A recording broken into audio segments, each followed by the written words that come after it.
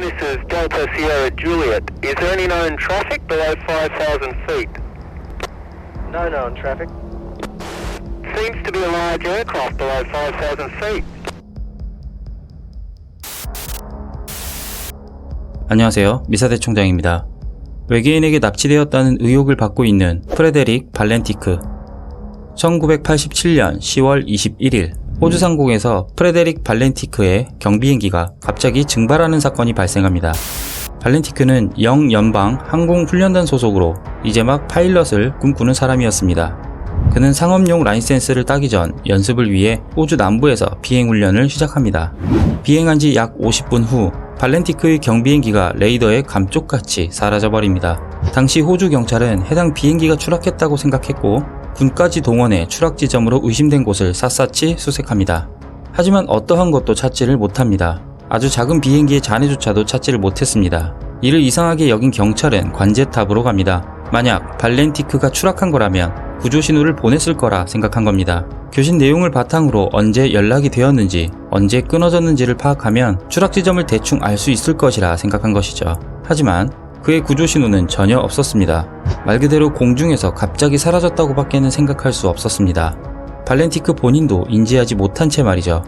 그런데 어느 날 훈련 중 마지막으로 한 발렌티크와 관제탑의 이상한 교신 내용이 누군가에 의해 공개가 됩니다. This is Delta Sierra Juliet. Is there any known traffic below 5,000 feet? No known traffic. Seems to be a large aircraft below 5,000 feet. What type of aircraft is it? I cannot confirm. It's four bright, seems to be like landing lights. The aircraft has just passed over me at least 1,000 feet above. Is there any Air Force aircraft in the vicinity? No known aircraft in the vicinity. Seems to be playing some sort of game. He's flying over me. Delta Sierra Juliet. It's not an aircraft. It's Can you describe the aircraft? as it's flying past. It's a long shape. Cannot identify it. It has such speed. It's before me right now, Melbourne. How large would the object be? Seems like it's stationary. What it's doing right now is orbiting. The thing is just orbiting on top of me. It's also got a green light and a sort of metallic, like, it's shiny on the outside. It's just vanished. That strange aircraft's hovering on top of me again. It's hovering and it's not an aircraft.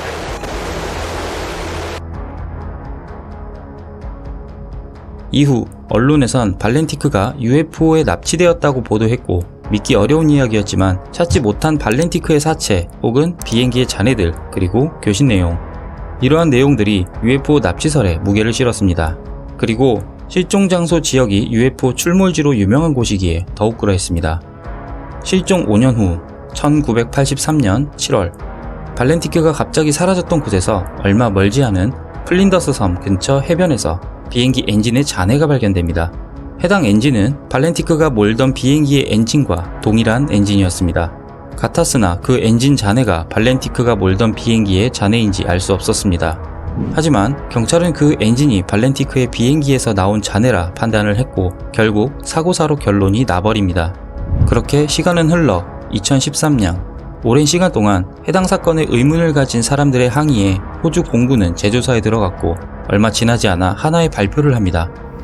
해당 사건은 그레이브야드 스파이럴에 빠진 발렌티크의 조종 미숙으로 인한 사고입니다. 그레이브야드 스파이럴, 비행 중 회전과 방향 전환이 계속되면서 방향 감각을 상실하는 증상을 말합니다. 이런 증상은 비행 초보들에게 간혹 나오는데 발렌티크가 이 증상에 빠졌고 비행기를 거꾸로 조종했을 것이라는 가설이었습니다. 거꾸로 조종하던 발렌티크는 해수면에 비친 자신의 비행기를 보고 UFO라고 착각했을 것이란 거죠. 하지만 사람들은 믿지 않았습니다. 비행기를 거꾸로 조종했다면 분명 머리 쪽으로 피가 쏠리거나 했을 것이고 그러한 증상들은 교신 내용에 분명히 잡혔을 것이라 말이죠. 거꾸로 날아가고 있다고 하기엔 교신 내용의 목소리는 너무나도 차분했다라는 겁니다. 그런데 공군은 해당 의문에 대해 반박을 합니다.